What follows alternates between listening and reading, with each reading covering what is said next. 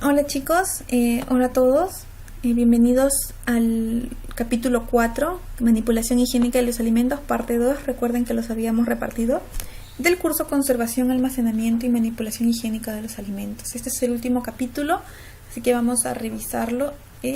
Por favor no se olviden que tienen talleres y las evaluaciones que se tienen que cumplir al 100% para poder aprobar el curso. Muy bien, en cuanto al almacenamiento de alimentos, en el almacenamiento de los alimentos se han de controlar las condiciones de temperatura, limpieza, ventilación y rotación de los stocks de estos. Estas tienen que ser satisfactorias para poder asegurar una higiene correcta. En caso contrario, se llegará a la pérdida de las características adecuadas del alimento para el consumo humano. El lugar de almacenamiento debería disponer de diferentes áreas en función del tipo de alimento. Las áreas de almacenamiento se podrían dividir según el tipo de alimento en alimentos secos, frutas y verduras, refrigeración, congelación. ¿Okay? Un factor a tener en cuenta en la correcta rotación de stocks y limpieza en el diseño de las instalaciones de almacenamiento deberá tener un espacio adecuado que facilite la libertad de movimientos necesarios para estas actividades.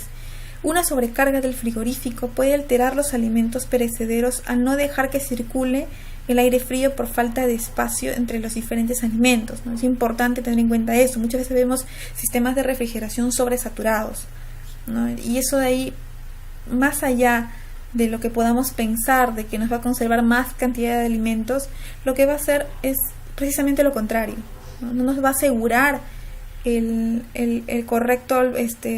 correcta refrigeración de los alimentos. Los utensilios y productos de limpieza se deberían guardar lejos de los alimentos almacenados para evitar la contaminación de estos últimos, ¿no? Un ejemplo de cómo debería ser y un ejemplo de cómo no debería ser. Se entiende por alimentos secos a los enlatados, los cereales, el azúcar, la harina, el café, las galletas y otros alimentos no perecederos. Las características que deben cumplir el almacenamiento de estos alimentos son las siguientes: la zona seca, fresca, bien ventilada, protegida frente a insectos y roedores, limpieza y ordenada sobre todo. Y se han de establecer un sistema regular de limpieza de los suelos, paredes y techos, ¿no? Siempre, porque es donde se acumulan polvos o algún tipo de residuos. Les digo, chicos, que tienen taller, dentro del taller van a ver lo que es la normativa peruana que tenemos en cuanto a lo que es almacenamiento de alimentos. Es una pequeña comparación que tienen que hacer, lo cual les va a ayudar a entender más qué es lo que nos exige nuestra normativa, ¿no? Por favor no se olviden realizar el taller y enviarlo al correo. De todas formas, cualquier consulta saben que siempre estoy atento a ustedes, así que por ahí no hay ningún inconveniente. Muy bien, entonces sigamos con algunas más recomendaciones en cuanto al almacenamiento de alimentos, ¿no? En cuanto a alimentos secos, ¿no? Que ha de existir un espacio suficiente para tener libertad de movimiento y facilitar las actividades de rotación y limpieza. Antes de permitir el almacenamiento de un alimento, ha de ser revisado en cuanto a alteraciones físicas, fecha de caducidad, entre otros detalles, ¿no?, de estos alimentos. Al introducir nuevos alimentos, los antiguos han de colocarse en la parte anterior de la estantería para asegurar que se utilizarán primero, lo que es la rotación de stocks, ¿no? El primero que ingresa es el primero que sale, ¿no? Ese es el tipo de rotación, ¿no? El FIFO, que se le llama por sus siglas en inglés. Para productos como la harina y el azúcar se deberán utilizar recipientes con tapas. ¿Por qué? No sé si recordarán, en una parte del curso les mencioné la capacidad higroscópica, la capacidad que tienen algunos alimentos de captar la humedad del aire, y ese es el caso de la harina y del azúcar, ¿no? Captan la humedad del ambiente y es por eso que se parecieran como que se humedecen, ¿no? Esa es la higroscopicidad que tienen. Es por ello que tienen que utilizarse recipientes con tapa.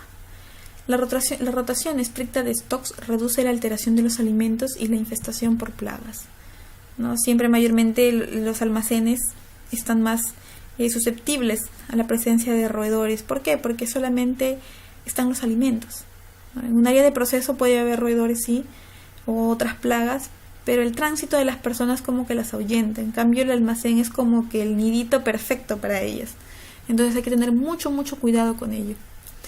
El almacenamiento de frutas y verduras, las zonas de almacenamiento adecuadas debe ser seca, bien ventilada y con repisas de acero inoxidable. Se deben inspeccionar diariamente el estado de las frutas y verduras, ya que éstas se deterioran muy rápidamente y provocan que los que estén en contacto con el alimento alterado también se deterioren. El almacenamiento en refrigeración. Los alimentos perecederos y los de alto riesgo se deberían almacenar en refrigeración para evitar su contaminación por bacterias perjudiciales. Las temperaturas inferiores a los 4 grados centígrados inhiben el crecimiento de la mayoría de las bacterias patógenas, pero no las mata. Los refrigeradores deberán situarse en zonas bien ventiladas y sin ninguna fuente de calor próxima. El control de la temperatura de estos es fundamental y han de trabajar a una temperatura entre 1 y 4 grados centígrados. La temperatura se deberá controlar mediante una inspección y registro diario, eso es básico. Los materiales de los refrigeradores tendrán que ser de fácil limpieza, impermeables y resistentes a la corrosión. Para un correcto funcionamiento de la cámara de refrigeración deberá existir un espacio suficiente entre los alimentos. De esta manera aseguramos una libre circulación del aire frío. Si se sobrecarga, impedimos que se alcance la temperatura deseada, favoreciendo así la alteración y la contaminación de los alimentos. Las puertas del refrigerador se han de mantener abiertas el mínimo tiempo posible para evitar la elevación de la temperatura interna con las consecuencias ya comentadas anteriormente, ¿no? Los alimentos conservados en refrigeración deberán estar envasados para reducir el riesgo de contaminación cruzada. Tienen que estar protegidos. ¿Por qué? Porque muchas veces pueden gotear, pueden chorrear, en fin, muchas cosas. Se pueden desprender y caer en el alimento que estaba en la parte de abajo. Entonces hay que tener mucho cuidado con ello. Se deberían almacenar en refrigeradores separados los pescados y los productos cárnicos crudos, los productos cocinados y los productos lácteos. De esta manera disminuiríamos el riesgo de contaminación cruzada, como también podríamos tener las medidas de precaución, ¿no? Los productos que pudieran derretirse o desprender o desaguarse, tenerlos en la parte más baja posible, cosa que no puedan contaminar al producto que se encuentre bajo de ellos, ¿no? Y siempre utilizando envases para todos ellos. No se pueden meter alimentos calientes en la cámara de refrigeración, ya que se elevaría la temperatura interna de esta, lo que estimularía el crecimiento bacteriano, además que causaría condensación, favoreciendo la contaminación cruzada y obligaría a la maquinaria a un sobreesfuerzo, muy aparte que se pueda malograr el refrigerador, ¿no? Estamos atentando contra la inocuidad de los productos. No se han de conservar alimentos enlatados abiertos en refrigeración, ya que pueden contener ácidos e interaccionar con la lata y causar la contaminación y alteración del alimento, ¿no? Un pequeño detalle. El almacenamiento en congelación. Un alimento congelado no es totalmente seguro. Al estar congelados se han de manejar con un cuidado especial. El área de almacenamiento ha de estar seca, bien ventilada y limpia. Las cámaras de congelación han de funcionar a la correcta temperatura para asegurar que los alimentos se mantengan congelados. La temperatura ideal de almacenamiento de congelación es de menos 18, ¿no? El ideal. Las puertas de las cámaras de congelación han de cerrar correctamente, no pueden quedar entreabiertas o estar flojos en ese sentido. El límite de carga de la cámara no se ha de superar y se ha de asegurar una buena rotación de stocks. Se ha de tener en cuenta cuál es la vida útil en congelación de cada alimento, que es muy importante. No se han de aceptar lotes de productos congelados con temperaturas superiores a 10 grados centígrados. Los alimentos que son descongelados y que no han sido usados no se pueden volver a congelar. Y eso ya lo hemos visto en el capítulo correspondiente a este tema, ¿no? Un alimento descongelado ha alcanzado una temperatura que permite a las bacterias multiplicarse activamente. Si lo recongelamos, el frío no destruye a las bacterias en general, solo retrasamos una probable intoxicación alimentaria. El envasado de los alimentos congelados ha de ser correcto para evitar la contaminación cruzada. Y aquí vemos, ¿no?, un ejemplo. El almacenamiento. ¿Esto es correcto o es incorrecto? Aquí vemos productos para limpieza de acero. Esto es algún tipo de crema de alimento, parece crema de maní. Acá vemos un limpiador de vidrio, parece. En fin, vemos, y acá vemos unos recipientes que no indican qué hay. Abajo parecen botellas de salsas. Esto parece y esto parece hielo o soda cáustica, no sé. Soda, por lo blanquito acá, soda. Entonces eso definitivamente es incorrecto, ¿no? No hay forma, por donde sea que se le quiera ver, por donde sea que se le quiera arreglar, no la hay. No pueden haber estos productos sin tapa acá. Entonces no pueden incluir en un mismo lugar, en una misma área de almacenamiento de alimentos, productos químicos. No hay forma, no hay. Esto es un delito, chicos, no se puede. ¿De acuerdo? Se tiene que buscar el lugar adecuado para implementos de limpieza fuera o lejos del almacenamiento de alimentos, ¿no? Hay que tener mucho cuidado con ello. Y también en cuanto a lo que es rotulación, pues, ¿no? No sé si es que esto es algún alimento, algún tipo de salsa, o si es algún tipo de lubricante. No tengo ni idea. Entonces, tienen que tener todo rotulado. La descongelación de los alimentos, ¿no? El modo de elaboración de un alimento influye en la manera en que se ha de descongelar, al igual que las porciones en que ha sido descongelado y el tipo de alimento. Los alimentos congelados se han de descongelar en su totalidad antes de cocinarlos. La carne de ave, al igual que los demás alimentos, debe descongelarse en refrigeración y nunca bajo un chorro de agua caliente a temperatura ambiente. La carne de ave es una importante fuente de salmonela y por ello se debe tener un especial cuidado en su manipulación. El líquido que exuda esta carne al descongelarse puede ser causa de una contaminación cruzada. Si se utiliza agua caliente para su descongelación, la superficie se descongelará antes que las zonas más internas. Y existe la posibilidad que en el centro de la carne no esté descongelado del todo, por lo que al cocinarlo podría no alcanzar la temperatura adecuada para la destrucción de las bacterias presentes. Además, se podrían contaminar el lavado y los grifos con el exudado de la descongelación. Entonces hay que tener mucho cuidado con ello. La carne de pollo es una de las causas más comunes de intoxicación, eso ya lo hemos visto, ¿no? Y por ello hay que seguir normas básicas en cuanto a la manipulación de estas carnes. El material y equipo de superficies utilizados para su preparación deben estar desinfectadas tras su uso y no se deben utilizar para la preparación de alimentos cocinados si no han sido limpiados y desinfectados. O sea, pueden utilizarse las superficies, sí, pero tienen que haber sido limpiados y desinfectados. La descongelación se debe realizar en el refrigerador. Una vez descongelada se ha de cocinar inmediatamente o mantenerse en una refrigeración durante un máximo de 24 horas antes de ser cocinada. Las entrañas del ave se van a retirar antes de ser cocinadas. Una vez cocinada la carne se debe consumir inmediatamente. Si se quiere consumir fría, se deberá enfriar rápidamente, es decir, en menos de hora y media, y conservarla en refrigeración hasta su consumo un máximo de 12 horas tras su cocinado. El diseño higiénico de un almacén. El diseño higiénico de los almacenes, instalaciones y equipos es un factor importante para la obtención de productos alimentarios de calidad. El objetivo de establecer unas medidas higiénicas es el de evitar la contaminación de productos y han de aplicarse en todas las instalaciones y en todas las etapas de la cadena alimentaria. Es necesario que el establecimiento tenga, ¿no?, unas buenas prácticas higiénicas, además de una infraestructura adecuada, deben ir a la par. Es importante conocer los puntos críticos para incidir en su seguridad higiénica, siendo un punto crítico aquel elemento de una instalación, equipo o sala que presenta un menor nivel de seguridad higiénica en relación al resto de alimentos. El coste de limpieza es inversamente proporcional a la bondad del diseño. Esto quiere decir que un diseño antihigiénico supondrá un mayor coste de limpieza, obviamente, por la cantidad de producto que se va a utilizar y más empleados en su limpieza. Si el elemento está diseñado teniendo en cuenta la higiene, el coste de limpieza va a ser mucho menor. ¿Por qué? Porque va a ser adecuado o específico para ello. El área de almacenamiento ha de permitir un flujo eficiente al área de procesado. La temperatura y la humedad han de estar controladas.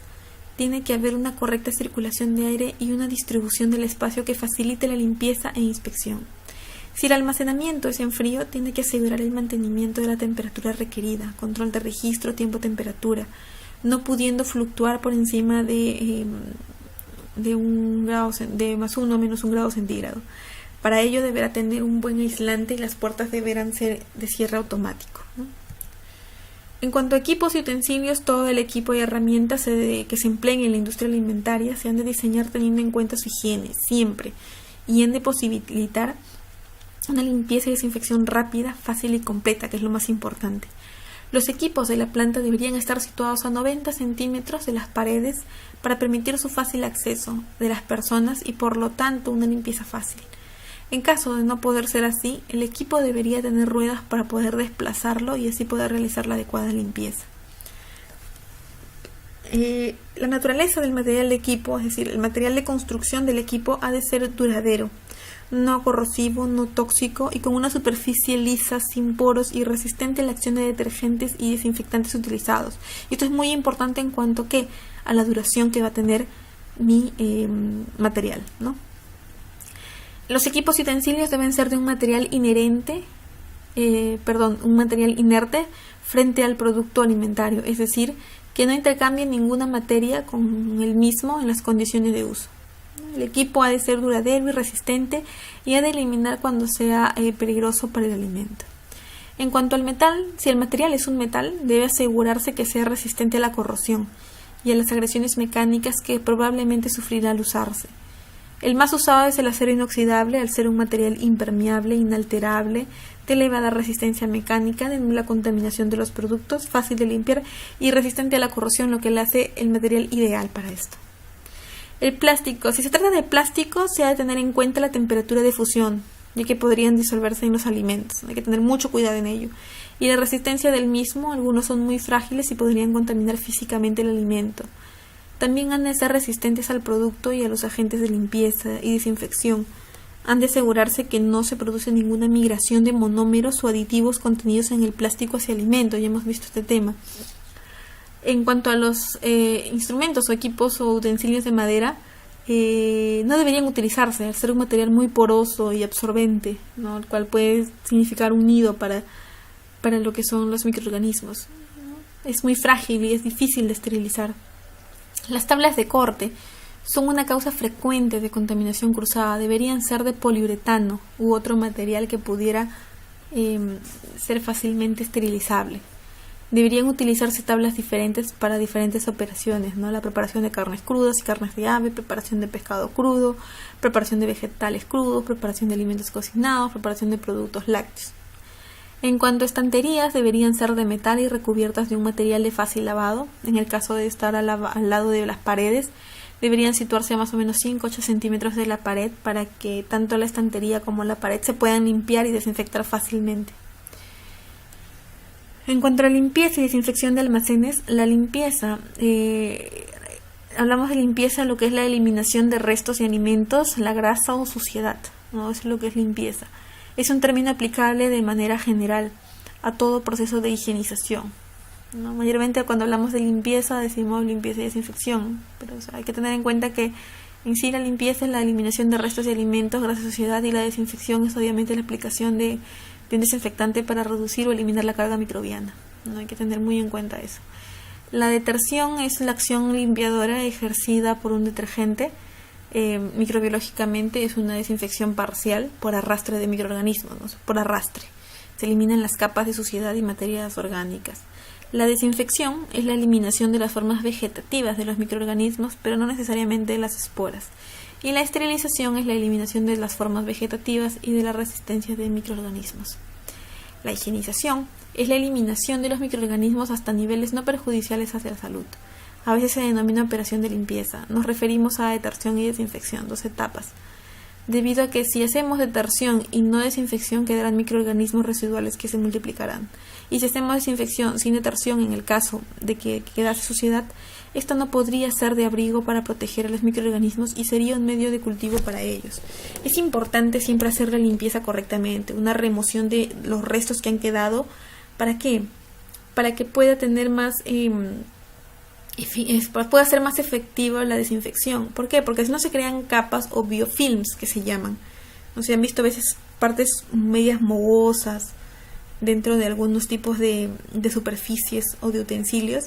Es porque no han lavado bien ese material, no lo han lavado bien. Inclusive ustedes mismos, cuando ven por ejemplo una olla que no la puedan lavar bien, no la han lavado bien, no la han retirado todo, ¿qué pasa? Se forma como una peliculita. Eso es un biofilm. Igual en las superficies, ¿no? En las superficies de contacto con alimentos. Cuando no se limpian bien, no se retiran todo ello, se crean capas, películas, biofilms, ¿no? O sea, biofilms, ¿por qué? Porque son unas películas que están compuestas de ¿qué? De microorganismos, ¿no? Entonces hay que tener mucho cuidado con ello. Una operación de higienización hay 6 fases básicas, ¿no? La prelimpieza, la limpieza principal, el enjuagado, la desinfección, el enjuagado final y el secado, ¿no? Hay que tener muy en cuenta estos 6 fases básicas de la operación de higienización, ¿no? Siempre hay que dedicar el tiempo necesario para ello, ¿no? Implica mucho el tiempo de acción de sea el detergente o el desinfectante que utilicemos. Los objetivos de una higienización perfecta son destruir la microbiota presente en equipos y herramientas hasta unos niveles que no sean perjudiciales para la salud, eliminar cualquier rastro de los productos químicos empleados, respetar la integridad de la superficie al limpiar. La higienización es básica para una buena calidad del producto. En el proceso de higienización se ha de tener en cuenta una serie de factores: la naturaleza de la superficie a limpiar, la naturaleza de la superficie, los materiales de limpieza, el grado de limpieza que queremos conseguir, la frecuencia de la limpieza, el responsable de su realización, el modo de supervisión y control de la eficacia del programa, los métodos que utilicemos, en fin, muchísimos. La higienización es la eliminación de los microorganismos hasta niveles no perjudiciales para la salud, eso lo hemos visto ya. Eso está repitiéndose. Sí, se está repitiendo. Entonces hay que tener muy en cuenta todo ello, ¿no? Yo les voy a alcanzar un dato a tener en cuenta en cuanto a lo que es limpieza y desinfección. No se olviden que tienen los talleres por realizar, chicos. Si tienen alguna consulta, quieren ampliar algo más del tema o tienen una pregunta específica de su trabajo o estudios, lo pueden hacer, no hay ningún inconveniente. Pueden comunicarse conmigo, con mucho gusto les voy a ayudar. Y eso ha sido todo en cuanto al curso de conservación, almacenamiento y manipulación higiénica de alimentos. Si habría quedado alguna duda, por favor, cuenten conmigo. No se olviden realizar los talleres y las evaluaciones, ya que los talleres representan el 20% de la calificación y las evaluaciones el 80%. Muy bien, chicos, un gusto. Quedo atenta a ustedes. Hasta luego.